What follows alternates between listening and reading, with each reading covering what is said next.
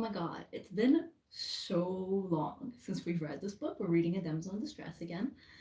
And it's been a hot second. I was like, I'm not even gonna remember where we are, but thankfully the little reading app remembers where we are. We're at the beginning of chapter 8. So that's nice. See how much we get through? Maybe a couple chapters? We are maybe a fourth of the way through the book. We're on page 139 of 444. So probably a little over a fourth, actually. So that's exciting. Well, I guess if we continue at the space, we're on the fifth edition of this, and we are a fourth of the way through. So it took us four videos to get a fourth of the way through. So it'll take us 16 videos to get all the way through the book, unless we start reading faster as we go along, you know? But okay, to refresh everyone's mind, mainly my own mind, of what happened last. There's the main girl, her name's Maud. Maud's aunt or stepmother, I don't remember exactly the familiar relationship, is really mad at her because she fell in love with like a taxi driver or something. And she's like a lady, so she can't be in love with just like a commoner, you know what I mean? So she was placed sort of like under house arrest by her family, but then she escaped, of course, because she's a spunky heroine, she's not gonna let her family tell her what to do. So she escapes and goes to London, and then she runs into her brother there, and then she has to hide from her brother because he's gonna like turn her in and be really mad at her. So then she goes into just like this random cab that has our male protagonist, whose name is George, I believe. And George is a playwright from America, and he's in London to like show his plays or whatever. I don't remember if it's a play or a musical or whatever, it doesn't really matter. And then, George helps her hide. And George was like having a really bad day, and he was just like, I need an adventure, and life is so boring, and I just like have nothing interesting to do.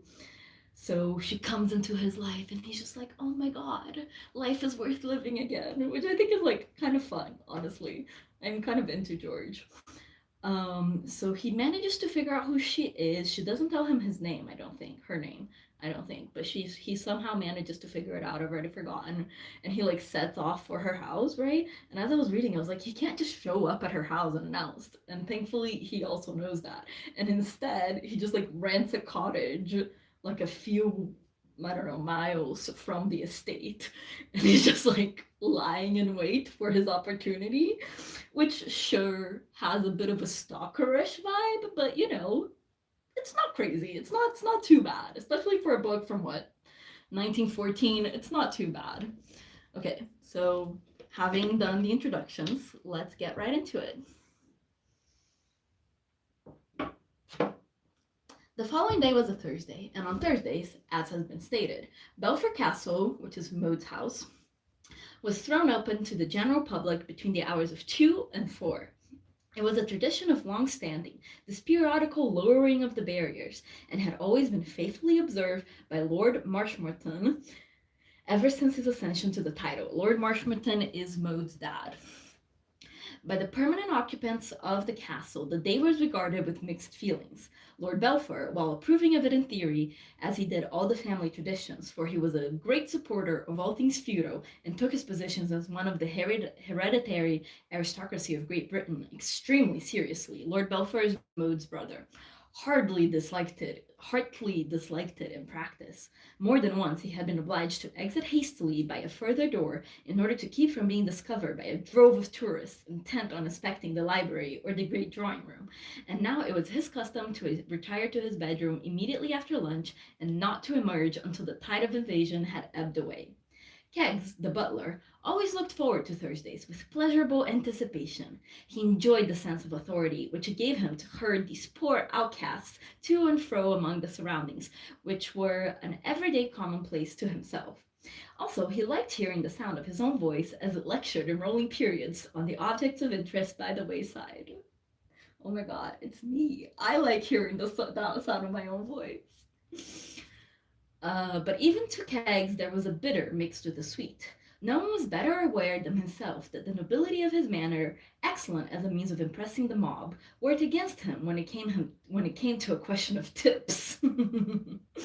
Again and again had he been heralded by the spectacle of tourists, huddled together like sheep, debating amongst themselves in nervous whispers as to whether they could offer this personage anything so contemptible as half a crown for himself, and deciding that such an insult was out of the question.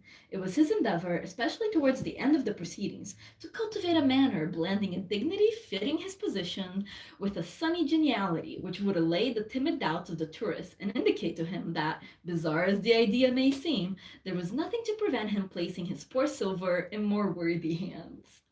Possibly the only member of the castle community who was absolutely indifferent to these public visits was Lord Marshmoreton. He made no difference between Thursdays and any other day. Precisely as usual, he donned his stained corduroys and pottered about his beloved garden, and when, as happened on an average once a quarter, some visitors strayed from the main herd came upon him as he worked and mistook him for one of the gardeners, he accepted the error without any attempt at explanation, sometimes going as so far as to encourage it by adopting a rustic accent in keeping with his appearance. This sort of thing tickled the simple minded peer.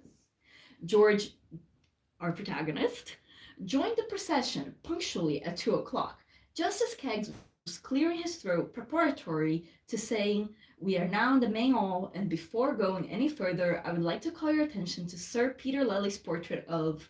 It was his custom to begin his Thursday lectures with this remark, but today it was postponed, for no sooner had George appeared than a breezy voice on the outskirts of the throng spoke in a tone that made competition impossible. "For goodness sakes, George!" And Billy Dore detached herself from the group, a trim vision in blue.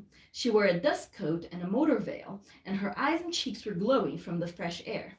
"For goodness sakes, George, what are you doing here?" "I was just going to ask you the same thing." "Oh, I motored down with a boy I know. We had a breakdown just outside the gates. We were on our way to Brighton for lunch. He suggested I should pass the time seeing the sights while he fixed up the sprockets or the differential gear or whatever it was. He's coming to pick me up when he's through. But on the level, George, how do you get this way? You sneak out of town and leave the show flat, and nobody has a notion where you are. Why, we were thinking of advertising for you, or going to the police or something. For all anybody knew, you might have been sandbagged or dropped in the river." This aspect of the matter had not occurred to George till now. George is like the consummate himbo. I love that for him. His sudden descent on Belfair had seemed to him the only natural course to pursue. He had not realized that he would be missed, and that his absence might have caused grave inconvenience to a large number of people. "I never thought of that. I just happened to come here." "You aren't living in this old castle?" "Not quite. I've a cottage down the road. I wanted a few days in the country, so I rented it." "But what made you choose this place?" Keggs, who had been regarding these disturbers of the peace with dignified disapproval, coughed. "If you would not mind, madam, we are waiting." "Eh? How is that?" Miss Dore looked up with a bright smile. "I'm sorry. Come along, George. Get in the game." She nodded cheerfully to the butler. "All right, all set now. You may fire when ready, Gridley." I wonder what Gridley is. I wonder if it's like a famous butler in the 1900s, and I just don't know. Keggs bowed austerely and cleared his throat again. We are now in the main hall, and before going any further, I would like to call your attention to Sir Peter Lely's portrait of the fifth Countess, said by experts to be in his best manner. There was almost a soundless murmur from the mob, expressive of wonder and awe, like a gentle breeze rustling leaves. Billy Dore resumed her conversation in a whisper. "Yes, there was an awful lot of excitement when they found out that you had disappeared. They were phoning the carton every 10 minutes trying to get you. You see, the summertime number flopped on the second night, and they hadn't anything to put in its place. But it's all right. They took it out and sewed up the wound, and now you'd never know there had been anything wrong. The show was 10 minutes too long anyway." "How's the show going?" "It's a riot. They think it will run 2 years in London. As far as I can make it out, you don't call it a success in London unless you can take your grandchildren to see the 1000th night." "That's splendid. And how is everybody? All right?" "Fine. That fellow Gray's still hanging around Babe. It beats me what she sees in him. Anybody but an infant could see the man wasn't on the level." "Well, I don't blame you for kidding London, George. That sort of thing is worth 50 Londons. This sort of thing is worth 50 Londons. The procession had reached one of the upper rooms, and they were looking down from a window that commanded a sweep of miles of the countryside, rolling and green and wooded. Far beyond the last convert, Belfort Bay gleamed like a streak of silver. Billy Dore gave a little sigh. There's nothing like it in this world. I'd like to stand here for the rest of my life, just slapping it up. I will call to your attention, boomed Keggs at their elbow, to this window, known in the family tradition as Leonard's Leap. It was in the year 1787 that Lord Leonard Forth, eldest son of his Grace the Duke of Lochlane, hurled himself out of this window in order to avoid compromising the beautiful Countess of Marshmoreton, with whom he's related to have had an innocent romance. Surprised at an advanced hour by his lordship the Earl in her ladyship's boudoir, as this room then was, he leaped through the open window into the boughs of the cedar tree which stands below, and was fortunate enough to escape with a few harmless contusions. A murmur of admiration greeted the recital of the ready tact of this 18th century Steve Brodie. There, said Biddy enthusiastically. That's exactly what I mean about this country. It's just a mass of Leonard's Leaps and things. I'd like to settle down in this sort of place and spend the rest of my life milking cows and taking forkfuls of soup to the deserving villagers. We will now, said Keggs, herding the mob with a gesture, proceed to the amber drawing room, containing some Gobelin tapestries highly spoken of by connoisseurs. The obedient mob began to drift out in his wake. What do you say, George? Asked Billy in an undertone. If we sidestep the amber drawing room, I'm wild to get into that garden. There's a man working among those roses. Maybe he would show us around. George followed her pointy finger. Just below them, a sturdy, brown-faced man in corduroys was pausing to light a stubby pipe. Just as you like. They made their way down the great staircase. The voice of Keggs saying complimentary things about the Gobelin tapestry came to their ears like the roll of distant drums. They wandered out towards the rose garden. The man in corduroys had lit his pipe and was bending once more to his task.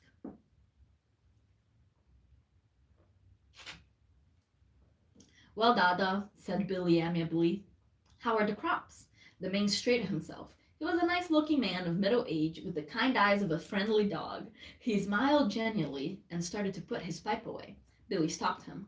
Don't stop smoking on my account, she said. I like it.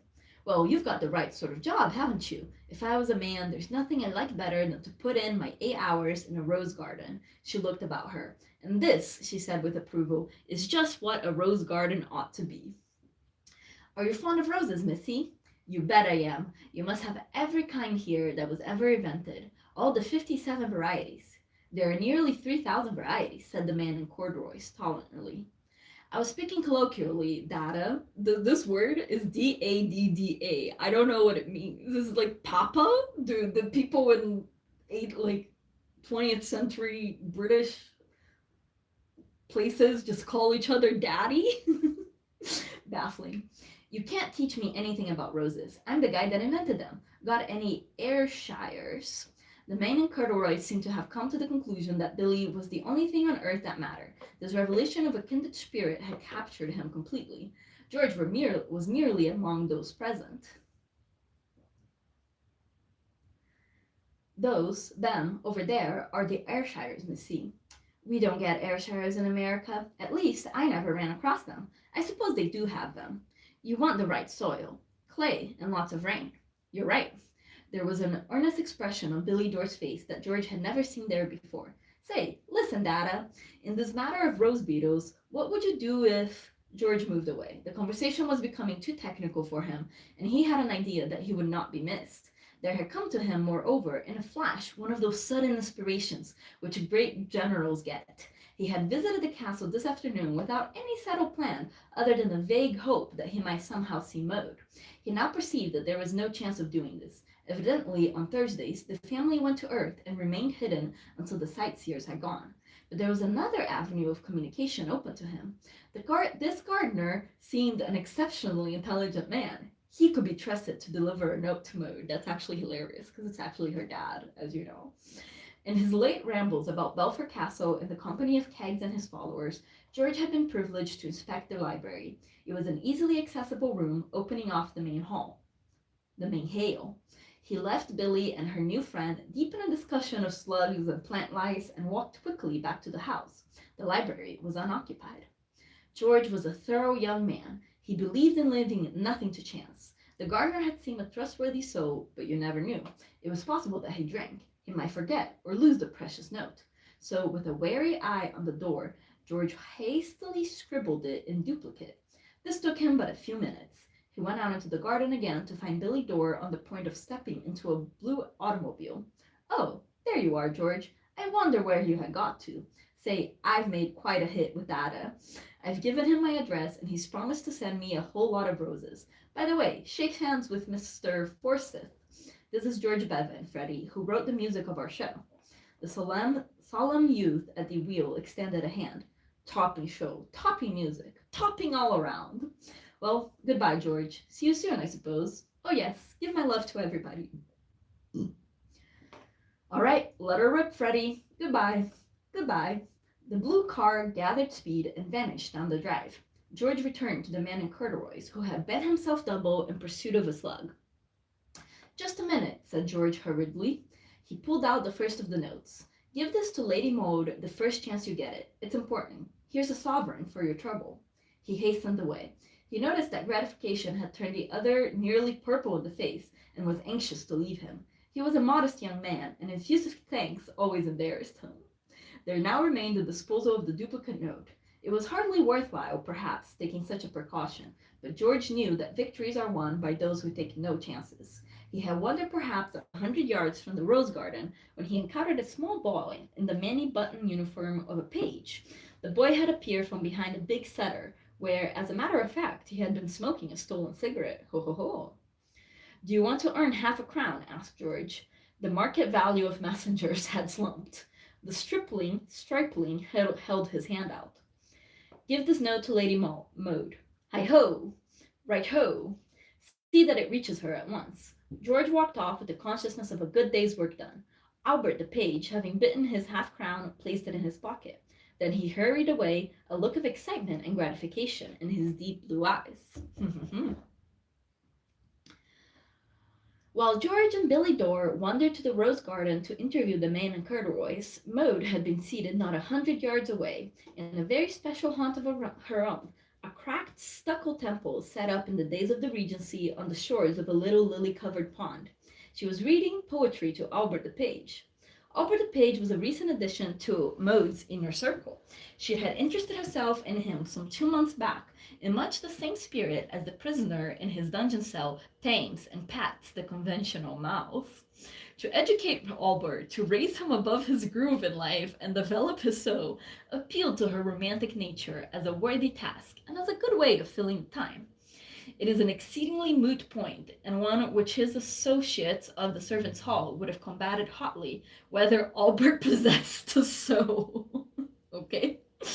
The most one could say for certain is that he looked as if he possessed one.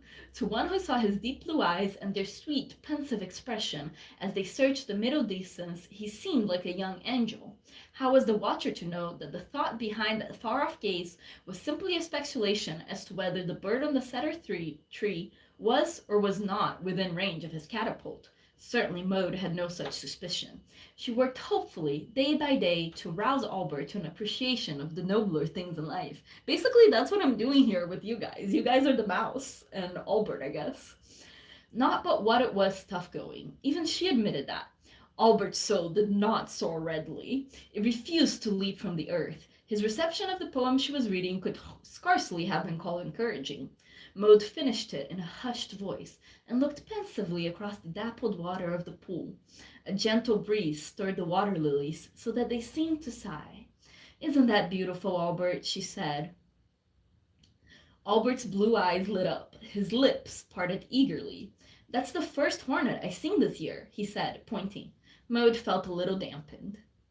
Haven't you been listening, Albert? Oh, yes, my lady. Ain't he a whopper, too? Never mind the hornet, Albert. Very good, my lady. I wish you wouldn't say very good, my lady. It's like... She paused. She had been about to say that it was like a butler, but she reflected regretfully. It was probably Albert's dearest ambition to be like a butler. It doesn't sound right. Just say yes. Yes, my lady. Maud was not enthusiastic about the My Lady, but she let it go. After all, she had not quite settled in her own mind what exactly she wished Albert's attitude towards herself to be. Broadly speaking, she wanted him to be as like as he could to a medieval page, one of those silk and satin little treasures she had read about in the Ingoldsby legends. Ingoldsby? I don't know. And of course, they presumably said "my lady," and yet she felt, not for the first time, that it is not easy to revive the Middle Ages in these curious days. So real. She's so real for that. Pages, like other things, seem to have changed since then. That poem was written by a very clever man who married one of my ancestresses. He ran away with her from this very castle in the 17th century. Lord, said Albert as a concession, but he was still interested in the hornet. He was far below her in the eyes of the world, but she knew what a wonderful man he was, so she didn't mind what people said about her marrying beneath her. Like Susan when she married the policeman. Who was Susan? Red-headed gal that used to cook here. Miss Kegg says to her, he says, "You're marrying beneath you, Susan," he says. "I heard him. I was listening at the door." And she says to him, she says, "Oh, go and boil your fat head," she says. This translation of a favorite romance into terms of the servants' hall chilled Mode like a cold shower. Come on, man. He's like trying, he's making connections. She recoiled from it. "Wouldn't you like to get a good education, Albert," she said perseveringly, "and become a great poet and write wonderful poems?" Albert considered the point and shook his head. "No, m'lady." It was discouraging, but Maud was a girl of pluck. Same girl. You cannot leap into strange cabs in Piccadilly unless you have pluck. She picked up another book from the stone seat. "Read me some of this," she said, "and then tell me if it doesn't make you feel you want to do big things." Albert took the book cautiously. He was getting a little fed up with all this sort of thing. True, her ladyship gave him chocolates to eat during the sessions, but for all that, it was too much like school for his taste. He regarded the open page with disfavor. "Go on," said Maud, catching her eyes. "It's very beautiful." Albert began. He had a husky voice due, it is to be feared, to precocious cigarette smoking, and his enunciation was not as good as it might have been. What is that word? "Why bleakest moors the flower ports with zyme where crusted one and all." I think like the author's trying to like phonetically depict Albert's accent, but it's very hard for me to parse. So if this part makes no sense, it's not my fault. It's little Mr. PG Woldhouse's fault. "Was I mean were crusted one and all, their rusted niles fell from the norts that held the pair to the garden wall. Their broken sheds looked sad and strange, unlifted was the clinking latch, weeded and worn their ancient thatch, upon their lonely moated gringe, she only said, Me life is dreary, he cometh not, she said." Albert rather liked this part. He was never happy in narrative unless it could be sprinkled with a plentiful surprise of he says and she says. He finished with some gusto. She said, "I am a weary, I would that I was dead." So sad. Maud had listened to this rendition of one of her most adored poems with much the same feeling which a composer with an oversensitive ear would suffer on hearing his pet opus assassinated by a schoolgirl. Albert, who was a willing lad and prepared, if such should be her desire, to plough his way through the entire 7 stanzas, began the second verse, but Maud gently took the book away from him. Enough was sufficient. "Now, wouldn't you like to be able to write a wonderful thing like that, Albert?" "Not me, my lady." "You wouldn't like to be a poet when you grow up?" Albert shook his golden head. Honestly, there is a true himbo, much more than George. George, like, wrote a play and everything. That's not himbo behavior. "I want to be a butcher when I grow up, my lady." Maud uttered a little cry. "A butcher?" "Yes, my lady. Butchers earn good money," he said, a light of enthusiasm in his blue eyes, for he was now on his favorite subject. "You've got to have meat, you see, my lady. It ain't like poetry, my lady, which no one wants." Albert, keeping it real.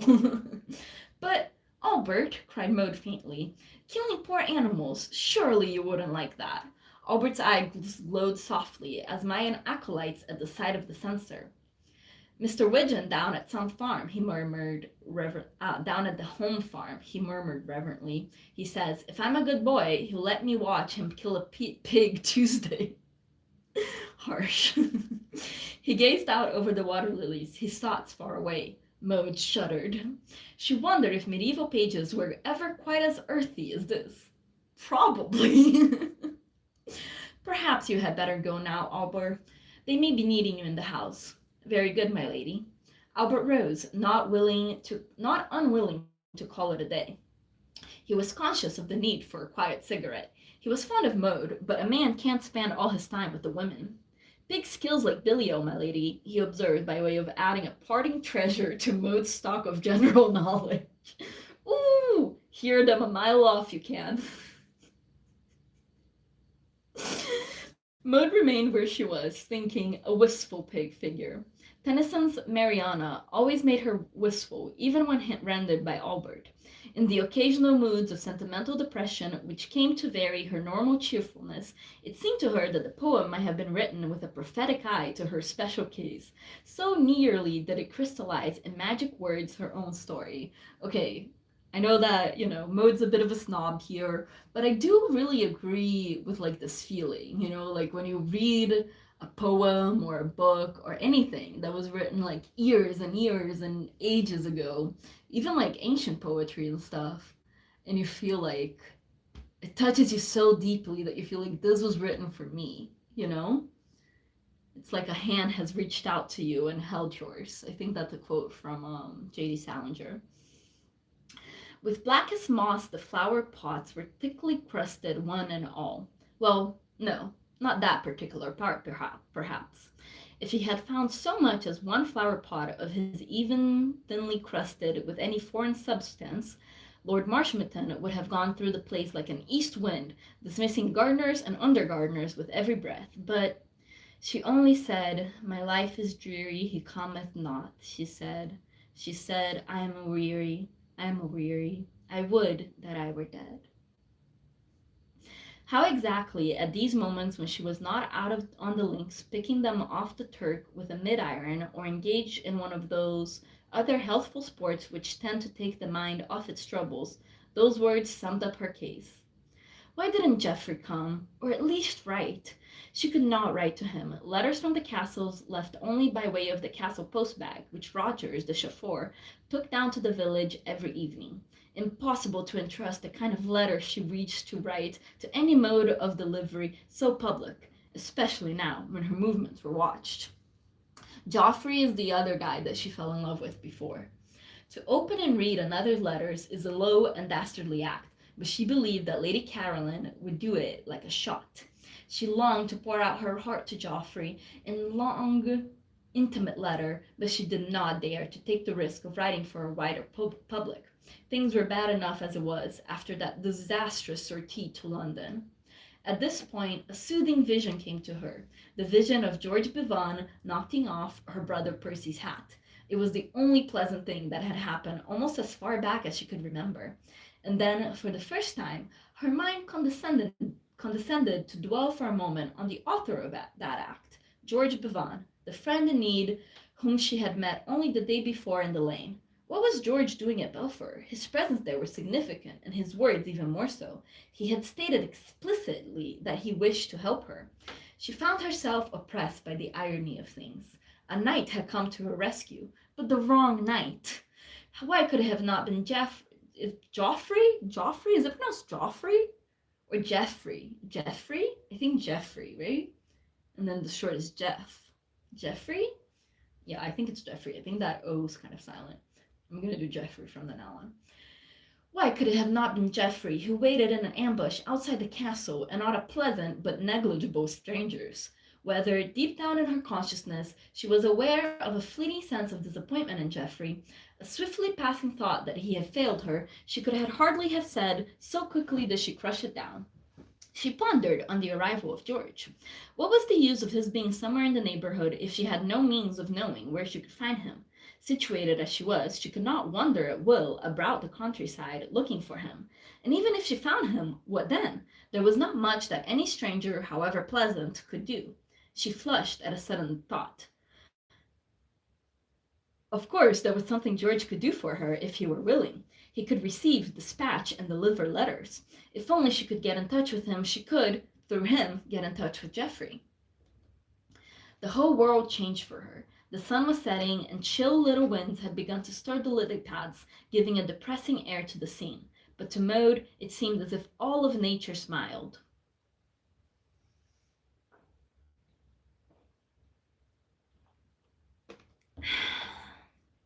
With the egotism of love, she did not perceive that what she proposed to ask George to do was practically to fulfill the humble role of the hollow tree in which lovers dump letters to be extracted later. She did not consider George's feelings at all. He had offered to help her, and this was his job. The world is full of Georges whose task it is to hang about in the background and make themselves unobtrusively useful. She had reached this conclusion when Albert, who had taken a shortcut the more rapidly to accomplish his errand, burst upon her dramatically from the heart of a rhododendron thicket. "Milady, gentlemen give me this to give to you." Maud read the note. It was brief and to the point. "I am staying near the castle at a cottage they call the one down by Platts. It is a rather new red brick place. You can easily find it. I shall be waiting there if you want me." It was signed "The Man in the Cab." "Do you know a cottage called the one by Platts, Albert?" "Yes, my lady. It is down by Platt's farm. I see a kitchen killed there Wednesday week. Do you know, my lady, after a chicken's head's cut off, it goes running lickety-split." Albert's hilarious. Albert's my favorite character so far. Maud shivered slightly. Albert's fresh young enthusiasm frequently jarred upon her.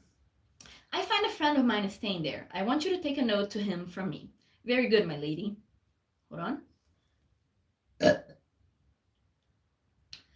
And Albert, "Yes, my lady. Perhaps it would be as well if you said nothing about this to any of your friends." In Lord Marshmoreton's study, a council of three was sitting in debate.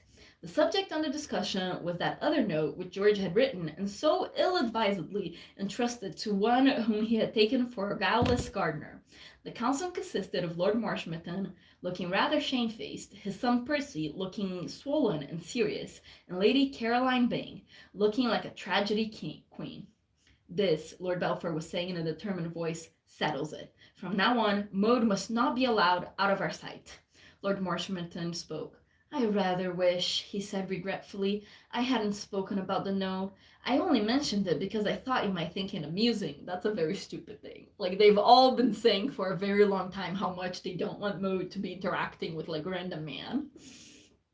"Amusing!" Lady Caroline's voice shook the furniture. "Amusing that the fellow should have handed me, of all people, a letter for Maud," explained her brother. "I don't want to get Maud into trouble." "You were criminally weak," said Lady Caroline severely.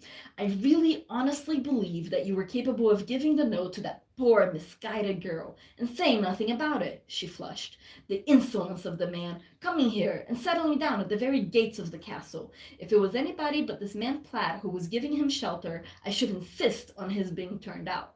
But that man Platt would only be too glad to know that he's causing us annoyance." "Quite," said Lord Belpher. "You must go to this man as soon as possible," continued Lady Caroline, fixing her brother with a commanding stare, "and you do your best to make him see how abominable his behavior is." "Oh, I couldn't," pleaded the Earl. "I don't know the fellow. He'd throw me out." "Nonsense. Go at the very earliest opportunity." "Oh, all right, all right, all right. Well, I think I'll be slipping out to the rose garden again now. There's a clear hour before dinner." There was a tap at the door. Alice Faraday entered bearing papers, a smile of sweet helpfulness on her pretty face. "I hoped I should find you here, Lord Marshmoreton. You promised to go over these notes with me, the ones about the Essex branch." The hunted peer looked as if he was about the hunted peer looked as if he were about to dive through the window. Some other time, some other time. I have important matters." "Oh, if you're busy—" "Of course, Lord Marshmoreton would be delighted to work on your notes, Miss Faraday," said Lady Caroline crisply. "Take this chair. We're just going." Lord Marshmoreton gave one wistful glance through the open window. Then he sat down with a sigh and felt for his reading glasses. Poor guy, all he wants is to work on his garden. Okay, starting chapter 10, last chapter of today's live. Sorry, the first three words are "your true golfer." This this book's obsessed with golfing. It's terrible. Your true golfer is a man who, knowing that life is short and perfection hard to attain, neglects no opportunity of practicing his chosen sport, allowing neither wind nor weather nor any external influence to keep him from it. There is a story with an excellent moral lesson of a golfer whose wife had determined to leave him forever. Will nothing alter your decision? He says. Will nothing induce you to stay? Well then, while you're packing, I think I'll go out on the lawn and rub up my pudding a bit. Disgusting. George Bevan was of this turn of mind. He might be in love, romance might have sealed him for her own, but that was no reason for blinding himself to the fact that his long game was bound to suffer if he neglected to keep himself up to the mark. His first act on arriving at Belfour village had been to ascertain whether there was a links in the neighbourhood, and thither, on the morning after his visit to the castle and the delivery of the 2 notes, he repaired. At the hour of the day which he had selected, the clubhouse was empty, and he had just resigned himself to a solitary game, when, with a whir and a rattle, oh great, a grey racing car drove up, and from it emerged the same long young man who, a couple of days earlier, he had seen wriggle out from underneath the same machine. It was Reggie Byng's habit also not to allow anything, even love, to interfere with golf.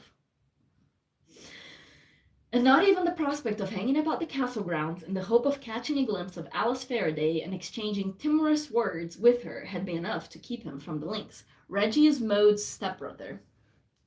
Reggie surveyed George with a friendly eye. Carolyn, who's Reggie's stepmother, wants Reggie to marry Maude, but neither of them are into it. He had a dim recollection of having seen him before somewhere at some time or other, and Reggie had the pleasing disposition which caused him to rank anybody whom he had seen somewhere at some time or other as a bosom friend. Hello, hello, hello, he observed. Good morning, said George. Reggie has a tendency to say the same thing many times. Waiting for somebody? No. How about it then? Shall we stagger forth? Delighted. George found himself speculating upon Reggie. He was unable to place him. That he was a friend of Maude he knew, and guessed that he was also a resident of the castle. He would have liked to question Reggie, to probe him, to collect from him inside information as to the progress of events within the castle walls.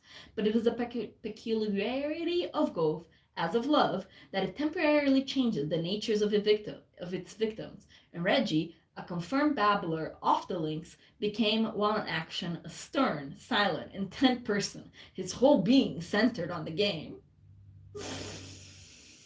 With the exception of a casual remark of a technical nature when he met George on the various tees, and an occasional expletive when things went wrong with his ball, he eschewed conversation. It was not till the end of the round that he became himself again. If I'd known you were such hot stuff, he declared generously, as George holed his 18th putt from a distance of 10 feet, I'd have got you to give me a stroke or two. I was on my game today, said George modestly. Sometimes I slice as if I was cutting bread and can't put to hit a haystack. Let me know when one of those times comes along, and I'll take you on again. I don't know when I've seen anything fruitier than the way you got out of the bunker at the 15th. One assumes being fruity is good in this context. It reminded me of a match I saw between. Reggie became technical. At the end of his observations, he climbed up into the gray car. Can I drop you anywhere? Thanks, said George, if it's not taking you out your way. I'm staying at Belfour Castle. I live quite near there. Perhaps you'd care to come in and have a drink on your way? A ripe scheme, agreed Reggie. Reggie is my second favorite after Albert. They're both so funny. 10 minutes in the grey car ate up the distance between the links and George's cottage. Reggie Byng passed these minutes in the intervals of eluding carts and foiling the apparently suicidal intentions of some stray fowls, in jerky conversation on the subject of his iron shots, with which he expressed a deep satisfaction. Topping little place, absolutely, was the verdict he pronounced on the exterior of the cottage as he followed George in. I've often thought it would be a rather sound scheme to settle down in this sort of shanty and keep chickens and grow a honey-colored beard and have soup and jelly brought to you by the vicar's wife and so forth. Nothing to worry you then. Do you live all alone here? George was busy squirting seltzer into his guest's glass. Yes, Mrs. Platt comes in and cooks for me, the farmer's wife next door. An exclamation from the other caused him to look up. Reggie Byng was staring at him, wide-eyed. Great Scott! Mrs. Platt! Then you're the chappie. George found himself unequal to the intellectual pressure of the conversation. I've gotta admit, I find like when people talk about like the understated British humor, I think it's annoying imperialist BS, but I gotta admit, sometimes it hits in this book. the chappie, the chappie, there's all the row about. The mater was telling me only this morning that you lived here. Is there a row about me? Is there what? Reggie's manner became solicitous. I say, my dear old sportsman, I don't want to be the bearer of bad tidings and whatnot, if you know what I mean. But didn't you know there was a certain amount of angry passion rising and so forth because of you? At the castle, I mean. I don't want to seem to be discussing your private affairs and all that sort of thing, but what I mean is, well, you don't expect you can come charging in the way you have without touching the family on the raw bit. The daughter of the house falls in love with you. The son of the house languishes in Chokey because he has a row with you in Piccadilly. And on top of all that, you come here and camp out at the castle gates. Naturally, the family are a bit peeved. Only natural, eh? I mean to say, what?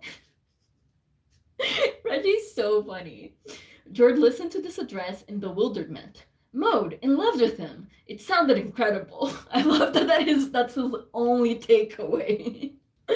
That he should love her after their one meeting was a different thing altogether. That was perfectly natural and in order. But that he should have had the incredible luck to win her affection, the thing struck him as grotesque and ridiculous. In love with me, he cried. What on earth do you mean? Water break?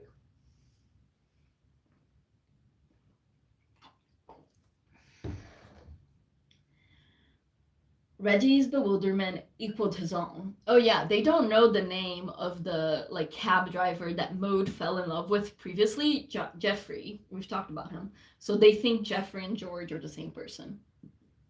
Well, dash it all, old top. It surely isn't news to you. She must have told me. Why, she told me.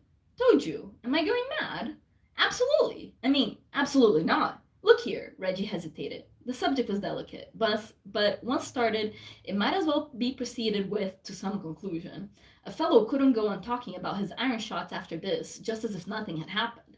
This was the time for the laying down of cards, the opening of hearts. I say, you know, he went on, feeling his way, you probably think it deuced rummy of me to be talking like this. Perfect stranger and whatnot. Don't even know each other's names. Mine's Bevan, if that will be of any help.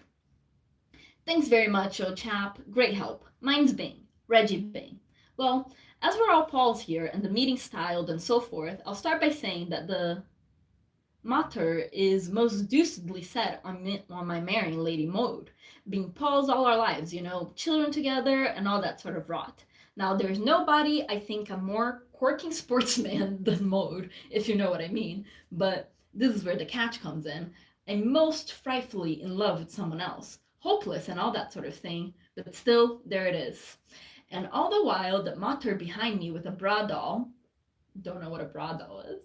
Let me see if I can define it. Bradal. No, not translate dictionary, please.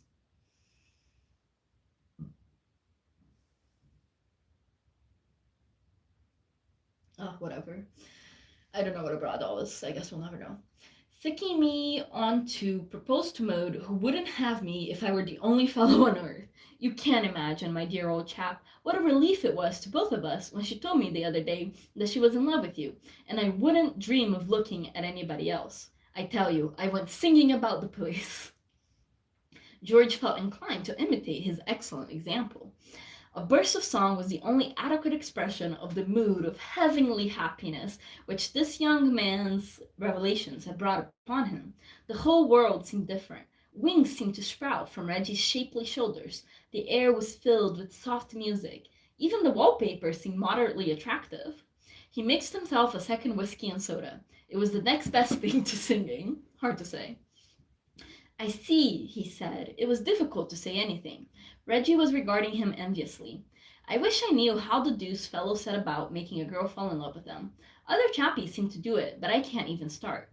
She seems to sort of gaze through me, don't you know? She kind of looks at me as if I were more to be pitied than censured, but as if she thought I really ought to do something about it.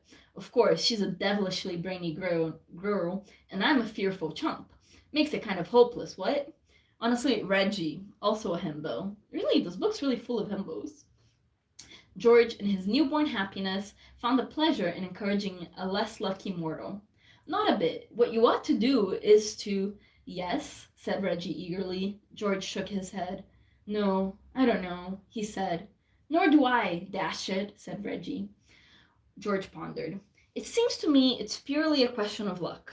Either you're lucky or you're not. Look at me, for instance. What is there about me to make a wonderful girl love me? Nothing. I see what you mean. At least what I mean to say is, no, you were right the first time. It's all a question of luck. There's nothing anyone can do. I hang about a good deal and get in her way, said Reggie. She's always tripping over me. I thought that might help a bit. It might, of course. But on the other hand, when we do meet, I can't think of anything to say. That's bad. Deuced funny thing. I'm not what you call a silent sort of chappy by nature, but when I'm with her, I don't know. It's rum. He drained his glass and rose. Well, I suppose I may as well be staggering. Don't get up. Have another game one of these days, what? Splendid. Any time you like. Well, so long. Goodbye. George gave himself up to glowing thoughts. For the first time in his life, he seemed to be vividly aware of his own existence. It was as if he was some nearly created thing. Oh, I feel so bad for him, because it's all gonna, disappear. Mo doesn't care about him, but she will eventually. Like, we know, right? This is a romance novel. We know what's gonna happen. So, it's okay. But still, he's gonna get his feelings hurt.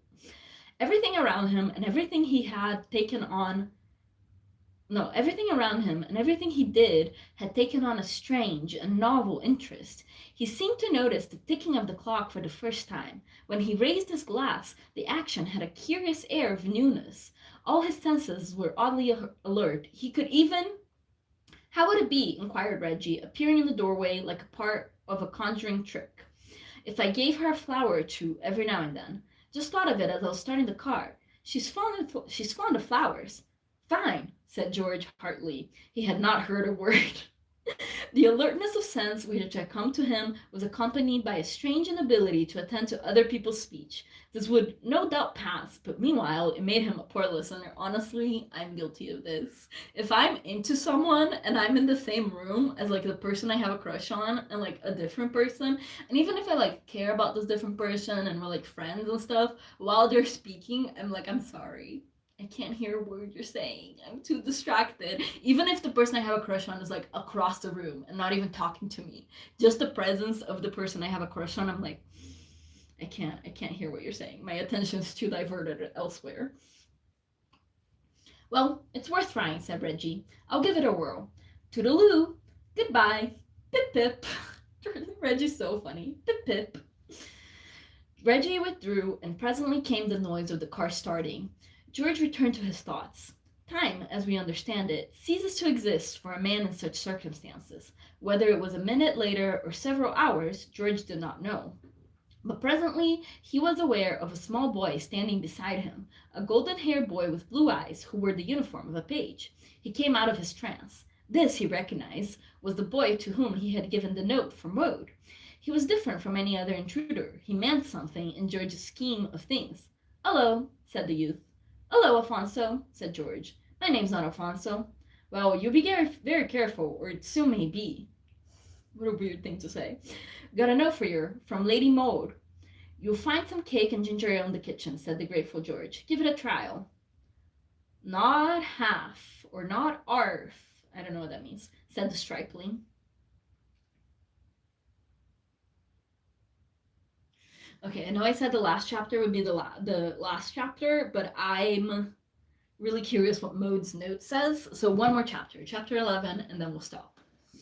George opened the letter with trembling and reverent fingers. "Dear Mr. Pavon, thank you ever so much for your note, which Albert gave to me. How very, very kind." "Hey, mister!" George looked up testily. The boy Albert had reappeared. "What's the matter? Can't you find the cake?" "I found the cake," rejoined Albert, a deucing proof of the statement in the shape of a massive slice from which he took a substantial bite to assist thought. But I can't find the ginger ale. George waved him away. This interruption at such a moment was annoying. Look for it, child, look for it, sniff after it, bay on its trail, it's somewhere about. Right, mumbled Albert through the cake. He flicked a crumb off his cheek with a tongue which would have excited the friendly interest of an ant-eater. I like ginger ale. Well, go and bathe in it. Right. George returned to his letter. Dear Mr. Bevan, thank you ever so much for your note, which Albert gave to me. How very, very kind of you to come here like this, and to say, hey, mister! Good heavens, George glared. What's the matter now? Haven't you found that ginger ale yet? I found the ginger ale right enough, but I can't find the thing. The thing? What thing? The thing what you open ginger ale with. Oh, you mean the thing? It's in the middle drawer of the dresser. Use your eyes, my boy. Right. George gave an overwrought sigh and began the ladder again. Dear Mr. Bevan, thank you ever so much for your note which Albert gave to me. How very, very kind of you to come here like this and to say that you would help me, and how clever of you to find me after I was so secretive that day in the cab. You really can help me if you are willing. It's too long to explain in a note, but I am in great trouble and there is nobody except you to help me. I will explain everything when I see you. The difficulty will be to slip away from home. They are watching me every moment, I'm afraid, but I will try my hardest to see you very soon. Yours sincerely, Maude Marsh. Just for a moment, it must be confessed, the tone of the letter dampened George.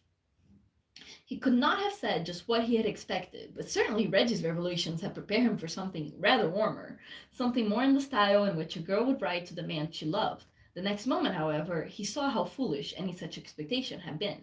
How on earth could any reasonable man accept a girl to let herself go at this stage of the proceedings? It was for him to make the first move. Naturally, she wasn't going to reveal her feelings until he had revealed his. George raised the letter to his lips and kissed it vigorously. Embarrassing. Hey, mister! George started guiltily.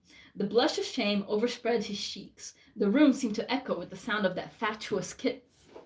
Kitty, kitty, kitty, he called, snapping his fingers and repeating the incriminating noise. I was just calling my cat, he explained with dignity. You didn't see her in there, did you?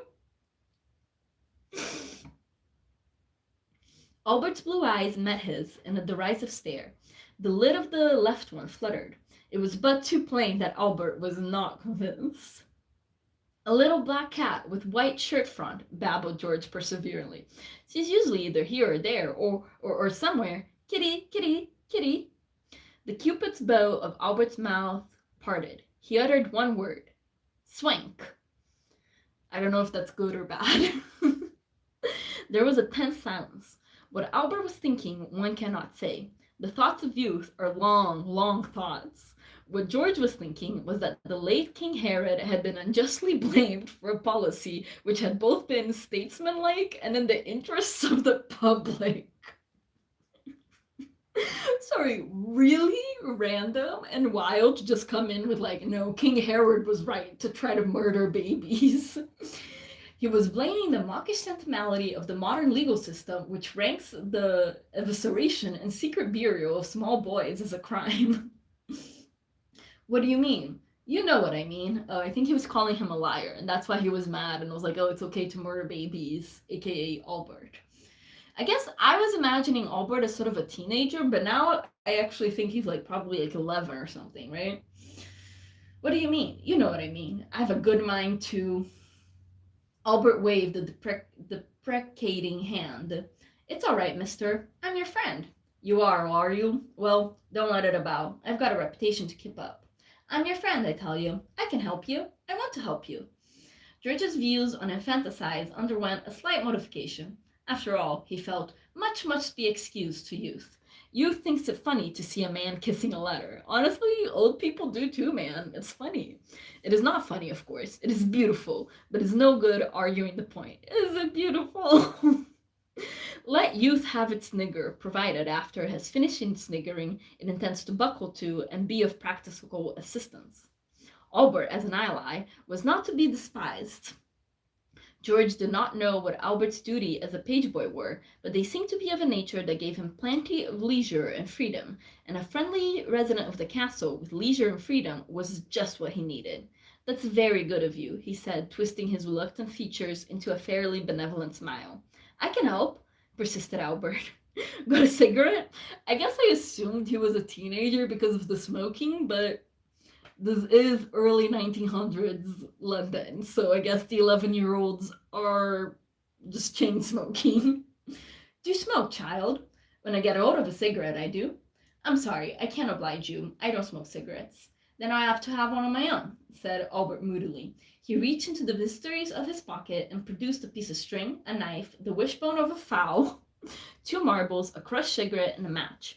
Replacing the string, the knife, the wishbone, and the marbles, he ignited the match against the tightest part of his person and lit the cigarette. I can help you. I know the ropes. And smoke them, said George, wincing. Pardon? Nothing. Albert took an enjoyable whiff. I know all about you. You do? You and Lady Maud. Oh, you do you? I was listening at the keyhole while the row was going on. There was a row, was there? A faint smile of retrospective enjoyment lit up Albert's face. An awful row, shouting and yelling and cussing all over the shop about you and Lady Maud. And you drank it all in, hey? Pardon? I say, you listened? Not half I listened. Seeing I just drawn you in the sweepstake, of course I listened. Not half. George did not follow him here. The sweepstake? What's a sweepstake? Why, a thing you put names in hats and draw them, and the one that gets the winning name wins the money. Oh, you mean a sweepstake? That's what I said. When Albert's saying it spelled like sweepstake, but I'm not following Albert's accents. I can't really do accents very well, so when something's written in an accident way, I just read it normal.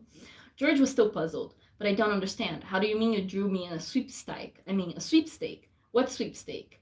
Down in the servants' hall. Keggs the butler started it. I heard him say he always had one every place he was in as a butler. Leastways, whenever there was any daughters of the house. There's always a chance when there is a house party of one of the daughters of the house getting married to one of the gents in the party. So Keggs, he puts all of the gents' names in a hat, and you pay 5 shillings for a chance, and the one that draws the winning name gets the money. And if the daughter of the house don't get married at time, the money's put away and added to the pool for the next house party. George gasped. This revelation of life below stairs in the stately homes of England took his breath away. Then astonishment gave way to indignation. Come on, George. Do you mean to tell you that you worms, made Lady Maud the prize of a sweepstake? Albert was hurt. Who are you calling worms? George perceived the need of diplomacy. Yeah. After all, much depended on this child's goodwill. I was referring to the butler. What's his name? Keggs. He ain't a worm. He's a serpent. Albert drew his cigarette. His brow darkened. He does the drawing, Keggs does, and I like to know how it is he always managed to cop the favorite. Albert chuckled. But this time I done him proper. He didn't want me in the thing at all. Said I was too young. Tried to do the drawing without me. Clip that boy one side of the head, he says, and turn him out, he says. I says, yes, you will, I says. And what price me going to his lordship and blowing the gaff, I says, he says. Oh, all right, he says. Have it your own way, he says. Where's your 5 shillings, he says. Here you are, I says. Oh, very well, he says. But you have to draw less, he says, being the youngest. Well, they started drawing the names, and of course Keggs has to draw Mr. Bing. Oh, he drew Mr. Bing, did he? Yes, and everyone knew that Reggie was the favorite. Smiled all over his fat face, the old serpent did. And when it came to my turn, he says to me, sorry, Albert, he says, but there ain't no more names. They've give out. Oh, they have they, I says. Well, what's the matter with giving a fellow a sporting chance, I says. How do you mean, he says. Well, write me out a ticket marked to Mr. X, I says. Then, if her ladyship marries anyone not in the house party, I cop. All right, he says, but you know the conditions of this here sweep. Nothing don't count. Jesus Christ. Nothing don't count, only what takes place during the 2 weeks of the house party, he says. All right, I says, write me a ticket. It's a fair sporting venture. So he writes me out the ticket, with Mr. X on it, and I says to them all, I says, I like to have witnesses, I says, to this here thing. Do you all gents agree that if anyone's not in the house party and whose name ain't on one of the other tickets marries her ladyship, I get the pool, I says. They all says, that's right, and then I says to them all straight out, I says, I happen to know, I says, that her ladyship is in love with a gent that's not in the party at all. An American gent, I says. They wouldn't believe it at first, but when Keggs had put two and two together and thought of one or two things that had happened, he turned as white as a sheet and said it was a swindle and he wanted the drawing done over again. But the other says, no, they says, it's quite fair, they says, and one of them offered me 10 bob slap out for my ticket. But I stuck to it, I did, and that, concluded Albert, throwing the cigarette into the fireplace, just in time to prevent a scorched finger. That's why I'm going to help you. There's probably no attitude of mind harder for the average man to maintain than that of aloof disapproval. George was an average man, and during the degrading recital just concluded, he had found himself slipping. At first he had been revolted, then, in spite of himself, amused.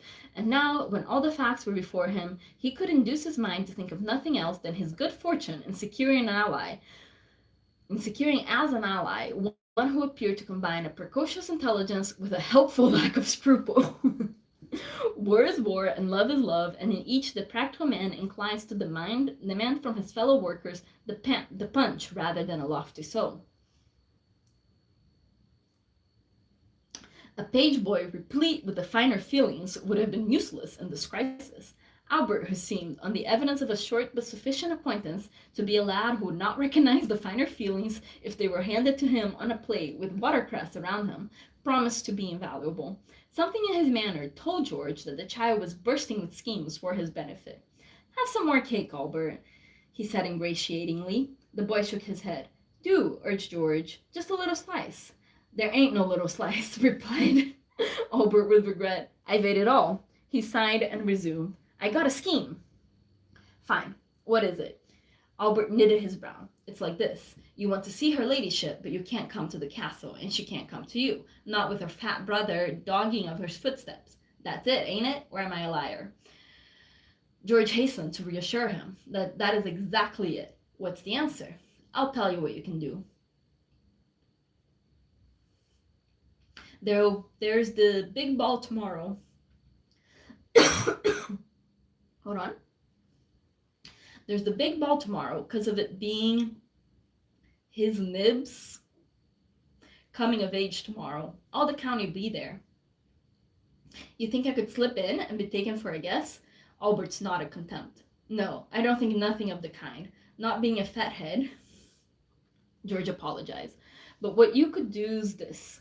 I heard Keggs talking to the housekeeper about having to get in a lot of Tempe waiters to help out for the night. George reached forward and patted Albert on the head. Don't mess my hair now, warned the youth coldly.